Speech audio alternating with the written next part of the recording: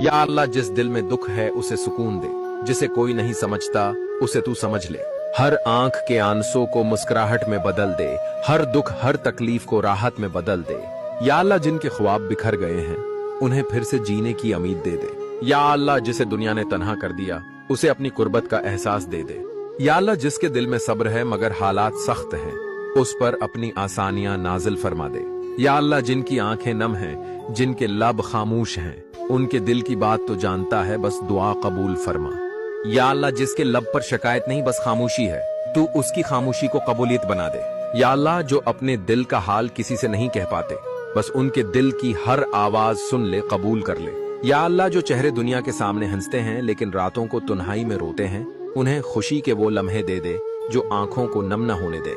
या अल्लाह, जो थक चुके हैं जिंदगी के हालात से, उन्हें नई ताकत नया हौसला अता फरमा। आमीन।